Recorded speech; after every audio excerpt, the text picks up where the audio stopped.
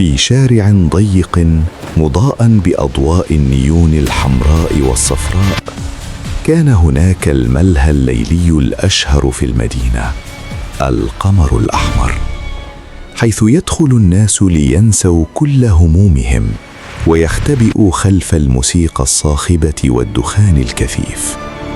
داخل المكان كانت بوسي تتأهب للرقصة الأولى، ترتدي فستاناً لامعاً يلتصق بجسدها بطريقة ساحرة، شعرها الأسود الطويل يتراقص مع كل حركة، وعيناها الخضراوتان تعكسان أضواء المكان بطريقة تخطف الأنظار. أما دينا الراقصة الثانية فكانت تنظر إليها بغضب خفي، بينما كانت نيلي تتحرك خلف الميكروفون بصوتها العميق، تصدح بأغنية حزينة كأنها تحكي قصة مجهولة.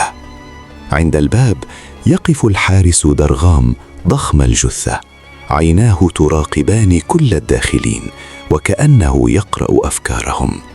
خلف البار كان حسام يسكب المشروبات بعناية، يراقب كل التفاصيل بصمت، بينما إسماعيل المدير الغامض يجلس في الزاوية، عيناه لا تفارقان بوسي ولو للحظة. كان كل شيء يبدو عاديا حتى دخل عبد الكريم لأول مرة، شاب قاصر طالب جامعي يبدو عليه الحيرة والارتباك. خطواته كانت خجولة بين الزحام، الكل يمر أمامه دون أن يلتفت، لكنه لم يستطع إلا أن يلاحظ الضوء الذي يحيط ببوسي على المسرح. حين رفعت بوسي رأسها شعرت بشيء غريب، وكأن الزمن توقف للحظة، وابتسامة خفيفة ارتسمت على وجهه. عبد الكريم شعر ببرودة تمر عبر جسده، لم يفهم السبب لكنه شعر بجذب غريب. اقتربت منه بعد انتهاء عرضها، ولم يكن أحد يفعل ذلك من قبل. قالت له بصوت خافت: كنت متأكدة أنك هتيجي اليوم. عبد الكريم ارتبك: أنا أول مرة أجي هنا. ابتسمت بوسي ابتسامة غامضة وقالت: أنا عارفة. في تلك الليلة لاحظ الجميع تغييراً في تصرفات بوسي. كانت تأتي كل ليلة تجلس بجانب عبد الكريم، تتحدث معه، تضحك. الكل في الملهى بدأ يلاحظ. دينا همست لنيلي: إيه اللي شايفاه في العيل ده؟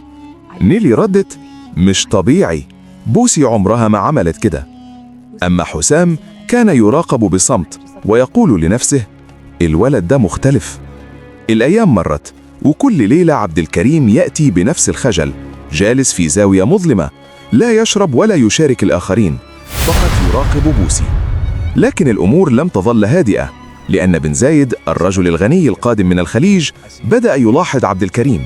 جلس في طاولته الأمامية وأشار لحسام قائلا: راقبه كويس. في إحدى الليالي استدعى إسماعيل بوسي إلى مكتبه. الغرفة مظلمة، الإضاءة الخافتة تلقي بظلال غريبة على الحوائط. قال لها: الولد ده مين؟ قالت ببساطة: اسمه عبد الكريم. قال بحدة: أنا ما بسألكش عن اسمه، أنا بسألك هو مين بالنسبة ليك. صمتت بوسي لحظة، ثم قالت بهدوء: حيبقى جوزي. صمت إسماعيل. صدمت دينا وهي تجلس خلف الباب تتجسس. الصدمة انتشرت في الملهى بين الموظفين والزوار. الجميع بدأ يتحدث: كيف ستتزوج بوسي شابا صغير السن؟ والأمر لم يكن مجرد حب عابر، كانت هناك أسرار أكبر. قبل 20 سنة وقع حادث في هذا الملهى. اختفى رجل غامض مع حقيبة مليئة بالمال، والطفل الوحيد الذي شهد الحادث كان عبد الكريم، لكنه لا يتذكر أي شيء. بوسي كانت تبحث عنه منذ سنوات لتبقى قريبة منه، تعرف الحقيقة وتؤمن نفسها بالزواج منه. كل ليلة كانت تقف بجانبه على المسرح، يبتسم لها ويحميها من الفضول. وفي إحدى الليالي اقتربت دينا وقالت بغضب: أنت مجنونة، ليه الولد ده؟ بوسي نظرت إليها ببرود: أعرف السبب، وهو السبب نفسه الذي سيجعلني أحميه. بن زايد بدأ يظهر أكثر، يراقب كل حركة. وفي ليلة ما أخذ عبد الكريم إلى غرفة صغيرة خلف الملهى، ووجد هناك بوسي. قالت له: حان الوقت لتعرف الحقيقة. عبد الكريم ارتبك: أنا مش فاهم أي حاجة. قالت بابتسامة حزينة: كل شيء ستعرفه، لكن لازم تثق بي. الأيام التالية بدأ عبد الكريم يشعر بتغير داخلي. أصبح أكثر حذراً، يراقب الجميع، يحاول تذكر ما حدث منذ طفولته. بينما بوسي تساعده، تقترب منه أكثر. كل يوم يجلسان سوياً خلف الستار، يتحدثان عن الماضي، عن أسرار الملهى، عن الأشخاص الذين ظهروا واختفوا. أبو طالب المحاسب الذي يعرف كل شيء عن الأموال، إسماعيل الذي يحكم المكان بصمت، حسام الذي يراقب كل تفاصيل الزبائن. دينا الغيورة، نيلي الصوت الحزين، وبن زايد الغامض. القصة بدأت تنتشر بين العاملين، الكل يتساءل عن مستقبل العلاقة. ومع مرور الوقت عبد الكريم بدأ يكتشف ذكريات قديمة، صورته وهو طفل صغير في نفس الملهى يختفي خلف الكواليس. وكان هناك شيء مشترك بينه وبين بوسي لم يفهمه بعد. في إحدى الليالي حدث شجار كبير في الملهى. زبون عنيف دخل وصاح: مين اللي يملك المكان؟ درغام تدخل بسرعة وواجه الزبون بضربة قوية. عبد الكريم شاهد كل شيء لأول مرة، شعر بالخوف، لكن بوسي أمسكت يده وقالت: خليك قوي، العالم أكبر مما تتخيل. في الصباح جلس عبد الكريم مع بوسي خلف الملهى وقال: أنا مش فاهم ليه كل ده بيحصل.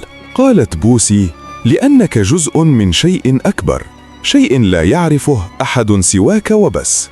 بدأت تظهر رسائل غامضة لهاتفه، رسائل من مجهول يطلب منه الابتعاد. لكن بوسي قالت: لا تلتفت إليهم، هم مجرد أشباح من الماضي. عبد الكريم بدأ يفهم تدريجياً أن حياته تغيرت للأبد، وإنه أمام مهمة أكبر من عمره. كل شخص من العاملين في الملهى أصبح جزءاً من القصة. كل حركة، كل كلمة، كل ابتسامة تحمل معنى مخفي. في إحدى الليالي جاء بن زايد فجأة، جلس بجانب عبد الكريم وقال له: اللي بتعمله ده خطر جدا. عبد الكريم ارتبك، لكنه شعر بثقة كبيرة بجانب بوسي. بدأت بوسي تخبره عن خططها، عن السبب الحقيقي لزواجها منه، ليس حبا عاديا بل حماية لسر قديم. عبد الكريم بدأ يتقبل الفكرة، شعور غريب يملأ قلبه، ليس خوفا بل مسؤولية. الأيام تمر، المشاهد تتغير، الراقصات يدخلن ويخرجن، الموظفون يتغيرون، لكن بوسي وعبد الكريم يظلان دائما في قلب الأحداث. في ليلة عاصفة حدث شيء غير متوقع، زلزال صغير هز الملهى، الكل يركض للخارج. عبد الكريم يمسك يد بوسي ويجرها بعيدا عن الانهيار. عند الباب وقف درغام ينظر إليهما وقال: أنتم الاثنين، أنتم سر هذا المكان. في الخارج المطر يغسل كل شيء. عبد الكريم يرى المدينة من زاوية مختلفة، يشعر بثقل الأسرار التي يحملها. بوسي تنظر إليه بابتسامة حزينة وتقول: اللي هتعرفه بعد كده هيغير كل حاجة. الأيام التالية عبد الكريم أصبح جزءاً من الملهى، ليس فقط كزائر بل كشريك في كشف الأسرار. بدأ يفهم كل الشخصيات: أبو طالب، إسماعيل، حسام، دينا، نيلي، بن زايد، كل واحد له دوره في اللغز الكبير. وفي إحدى الليالي جلست بوسي بجانبه وقالت له: دلوقتي لازم تعرف كل الحقيقة. بدأت تحكي له عن جريمة اختفاء الرجل قبل 20 سنة، عن المال المفقود، عن الخيانة، عن الأشخاص الذين خانوا المكان. عبد الكريم ارتجف، لكنه شعر بقوة لم يعرفها من قبل. قال: هو أنا جزء من كل ده. ابتسمت بوسي وقالت: أنت الوحيد اللي ممكن يعيد الحق لأصحابه، وأنا السبب اللي خلاني أكون جنبك. كل يوم الأحداث تصبح أكثر تعقيداً، الأشخاص يظهرون ويختفون، الملهى يعج بالحركة، الأسرار تتكشف تدريجياً. عبد الكريم يبدأ يفهم العالم المظلم خلف الأضواء، ويبدأ يكتشف أسرار بوسي. لماذا لم تحب أي رجل آخر؟ لماذا اختارته هو بالذات؟ الليالي تمر، عبد الكريم يواجه تهديدات غريبة، رسائل مجهولة، تحذيرات من الماضي، لكنه يظل بجانب بوسي لأنها أكثر من مجرد راقصة، أكثر من مجرد امرأة، إنها مفتاح الحقيقة. في النهاية، في ليلة مشحونة بالضوء والأمطار، جلست بوسي وعبد الكريم في الملهى الفارغ. قالت له: دلوقتي أنت تعرف كل شيء، حياتنا لن تكون عادية، لكننا سنكون سويا. عبد الكريم نظر إليها وقال: أنا مستعد مهما كان الثمن. ابتسمت بوسي، نظرت حولها إلى المكان الذي شهد كل الأسرار، وقالت: ده بداية رحلة جديدة، رحلة الحقيقة، رحلة الحب، رحلة الأسرار.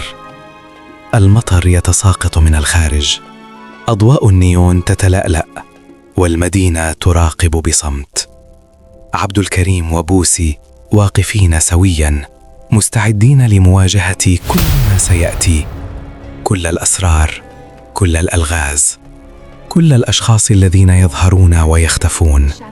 الملهى، القمر الأحمر، يظل شاهداً صامتاً على قصة لا تنسى، قصة الراقصة والشاب القاصر، قصة الحب والخطر، قصة الأسرار التي لم تنتهي بعد، قصة ستظل تتردد أصداؤها بين الجدران، بين الأضواء، بين الموسيقى، بين كل من دخل المكان وكل من شهده، وبين كل من سيعرف الحقيقة يوما ما. النهاية كانت مجرد بداية، وبوسي وعبد الكريم يعرفان ذلك جيدا. نظراتهما تتلاقى، والمدينة تنبض بالحياة من خولهما. كل شيء أصبح ممكنا، وكل شيء بدأ للتو. وبكده يا جماعة تكون القصة بتاعت النهاردة انتهت، وشكرا لكم على المتابعة للنهاية. كان معكم عمرو يوسف، ودي قناتي على اليوتيوب. يا ريت بقى تكتبوا لي بتتابعوني من أي بلد عربي أو أجنبي، ويا ريت تعرفوني الساعة كام عندكم دلوقتي، وانتظروا إن شاء الله في القصة القادمة.